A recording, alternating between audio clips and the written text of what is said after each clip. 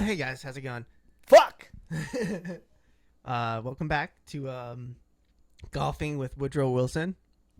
I am your host, Danny Axel. Here with me is also Danny Axel. Oh shit! What up, Steve?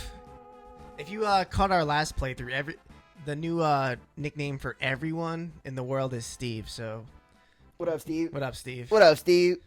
Here, I'm just To all my Steve and my Steviettes, it's nice to see y'all. okay. So, here we go. Yes. Bannon. So, last we left off, we were in some shit. That's really all I need to know. Bannon. What was I about to do? Oh, yeah. I'm going to continue with the tradition of changing the background color. So, this is the first one. Howard the Duck, baby. Oh. And we went with forest green last time. Yarbo. So, let's see what we got. This is like iron, mineral. Volkswagen wood paneling for sure. Which one is that? Station wagon. Number four? Yeah, station wagon fucking wood paneling. Let's do it. Okay, wait. Pause it one more time. Just to catch up. So, Edgar's got the big dick. Edgar is the king with the huge Johnson. Sabin, I forget if we... he definitely is also hung like a horse, but I can't remember who's bigger. I think like one of them is and one of them isn't. I can't remember. But Sabin is like the younger bro who like...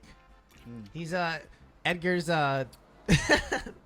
Edgar's the guitar James Hetfield and Sabin's Dave Mustaine, you know, number 2. So he's gonna cry at the therapy session. Yeah. You don't know what it's like. Everywhere I go. Tara is the weird I don't know what's going on chick. Wait. Are we really not gonna go into an aside about Dave Mustaine and some kind of monster? Yeah, it's pretty pathetic. Like it's like I wanted to be the best thrash band, but I only got to be the second best. It's like he was still successful, but he's like, oh, but it's not enough. Like, as a member of your ginger tribe, do you feel like he's letting the team down?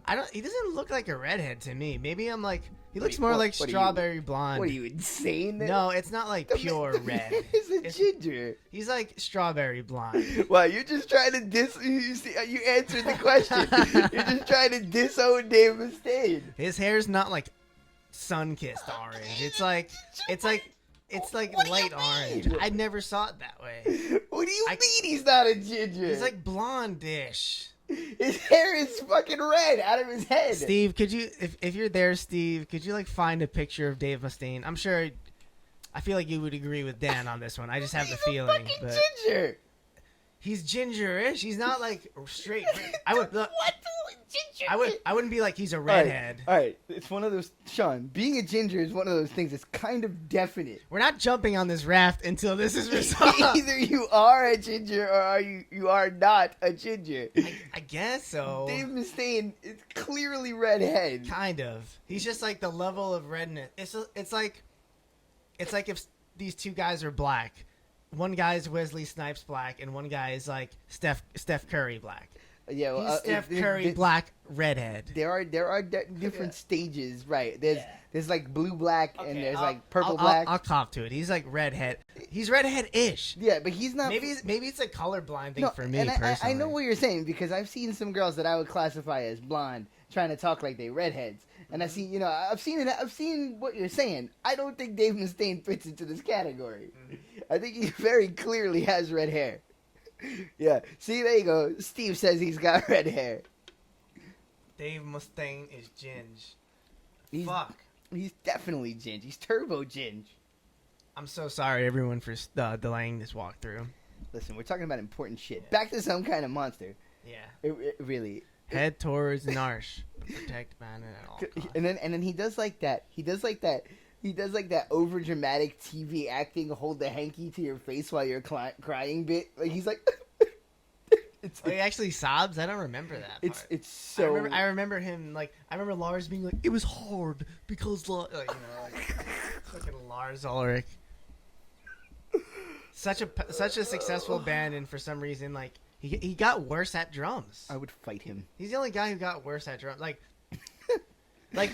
he was good because like Injustice for All has like really hard drum parts, but like maybe That's kind of what exposes recording, man. Maybe like they just caught lightning in a bottle. Here's the thing. He was never a rock solid technical drummer, but I say this a lot because I'm a big fan of Larry Mullen from U2, and he also falls into this category. It's not necessarily about their technical playing. It's more about like they come up with signature drum parts that you remember, and that in and of itself is a skill. It's not the easiest thing in the world to be able to identify a song just by the drums. Yeah. And that Lars has that going for him. But yeah, as far as like, I think that if they were being honest, those guys would admit to having gone through long stretches of not being that inspired.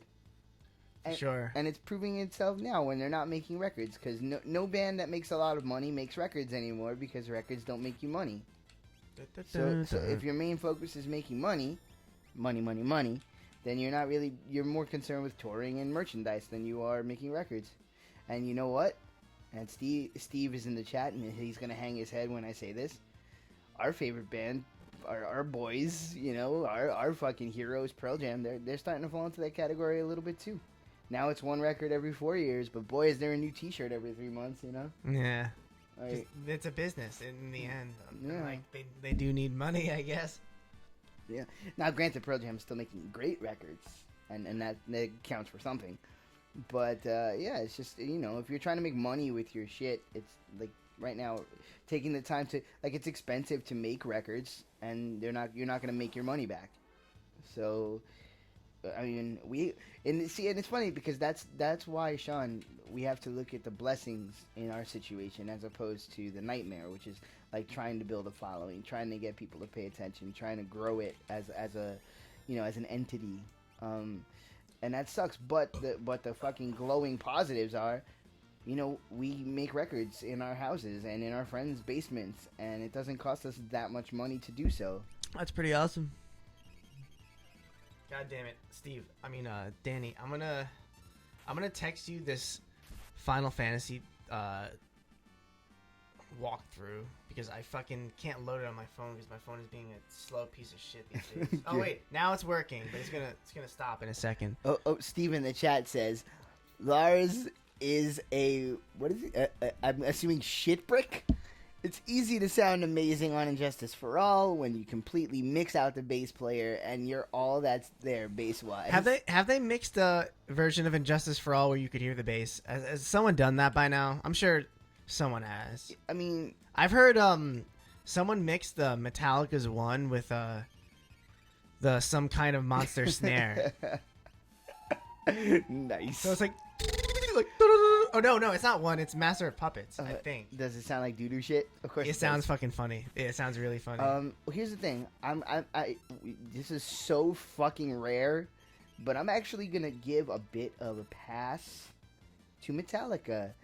First of all, Injustice for All is a classic, as is Master of Puppets. The first 4 albums are a classic, so tight and solid. But here's the thing. I'm going to say that decision to mix out the bass and all that bullshit was just part of their grieving process and them not knowing how to deal with their feelings. Yeah. I'm just gonna go ahead and say that. Yeah. And again, do I stand for that kind of bullshit? No. But having seen some kind of monster, fucking look at the kind of twat bagels they are. Like, of course they would. Passive aggression is like their whole shit. Like, fuck off. But that's, what are you gonna do? That's what they did at that point. Like, I don't know. I've never been a big believer in you bring a guy into your band and then you put him directly into his role and remind him where he ranks in the pecking order. Like, I mean, you were in my band at one point. Yeah. Like, we bring you in and it's fucking family. Like, how many times have you come to a show and jumped on stage with us? And, have you ever felt like it was like you weren't welcome? No. Of course, right? I'm looking at blitz attacks while you're saying this. So that's my point. It's like, to me, like, I've always looked at when you bring somebody into a band as a member, and you do that. That's what you say. You're in this band now. To me, it's like they get the secret decoder ring that opens the rock in the wall that shifts into the passageway that leads to the fucking headquarters. For sure. Like, they know the password. And so once that happens... Secret password. To me, it's like you're in for life. We don't change the locks, Like, that's just... I don't know. That's how I've always viewed it. Like, a band is a tribe. Like, you know, Quest. I'm more to like Keith Richards. If you leave the group, you penalty of death. You know? Damn. You know, like that's more my style. Like you gotta stay in the fucking family forever. Like there's certain lines, like certain bonds are eternal. You know. Nice. Obligatory save point. Nice. Oh shit. Yo, I'm liking this wood paneling. I feel like it's gonna bring us like some kind of like monster. Wow, I was gonna make a really anti-Semitic joke, and you just like you went like you saved me. This monster lives. I am the table. My lifestyle determines my death style. Oh man. Oh dude, they show him like recording the vocals, and he has headphones on and like a super expensive handheld mic, and he's just holding the mic up to his face while like tapping his foot, going like frantic, like. I feel a little bad. I don't. How much money have they made off that album? Oh, I'm like more than I've ever made in my entire life. I'm gonna bump that record today. That's it, yo. I'm going. My lifestyle. No, I'm not gonna finish it. Yo. But how about when the beat drops? It's all like "Sailing around my leg." I remember so vividly the first time it goes, "You flush it out," and I started like belly aching and laughing. What does he say? You flush it out, and it's like the way it comes in, like you flush it out. Yeah, the way it comes in over the music in like this like horribly sampled sounding way. I just started laughing. I remember I like was on the ground because I was laughing so hard. You immediately knew what Metallica got into. What you're saying? Yeah, I was like, oh no. I was like, because going into it, we were all kind of like, all right. So load happened and reload happened. Like I remember when reload happened and they had that fucking song. The lead off single had like Marianne Faithfull on it, and it was all like, yeah, and that was weird. And everybody was kind of like, I don't know what the fuck is going on with this band. But then, so you kind of were like, all right, you heard all these rumblings. It's a heavy album. You know, they got that fucking ill bass player. You know, like you're like, all right, cool, man. Like you're like, all right, this is gonna be something. And then it was just like in the course of one song, you just knew everything you were in for with that record. It was like, oh no, it got worse. like that record has made load and reload kind of go up, like, you know, like those right. It's so weird. Albums could do that. If you release a shitty album after a not great album, suddenly the not great album becomes like, oh, it's not that bad when you think about it. Because really the only sin that load and reload really have is that they're bloated. Like it should have been one record instead of two records.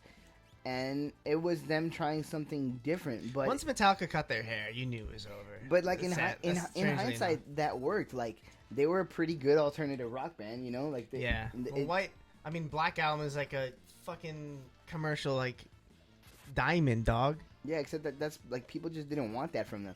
Like, you know, the hardcore Metallica fan base considers the Black Album the sellout album. Oh, for sure. Which is like, Jesus Christ, are you kidding me? That's an album where he learned how to sing. Like, I feel like that album is like them boiled to perfection. Like it's like it's like all hits, no misses. Mm-hmm. You know, there's nothing like that album is so concise. There's no bloat at all. Very good mixing. Did Butch Vig do that? Or? No, Bob Rock. Bob Rock. That's the first one they did with Bob Rock. Who, yeah, again, which to the hardcore Metallica fan base, the arrival of Bob Rock is like the worst thing that ever happened to the band.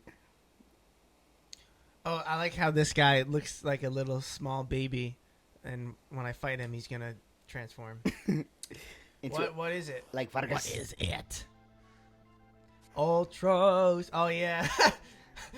This guy's supposed to. Ultros. This guy's a recurring boss. Oh yeah. Yeah, you can tell by his stupid ass fucking eyes. He's so stoned. Like, drop the Yarbo, bro. Yo, man, you need like ease up on that Quay. I'm all about the Yarbo, man, but you need to like cool off just like a little bit. Yeah, ease up on that Quay. Oh, rest in peace, Quay Life, yo. Rest in peace. R.I.P. Most people didn't like Bob Rock. Like Bob Cock. I don't like his fucking haircut. What is his haircut like? Douchey. He's got like that producer length long blonde hair, stick straight.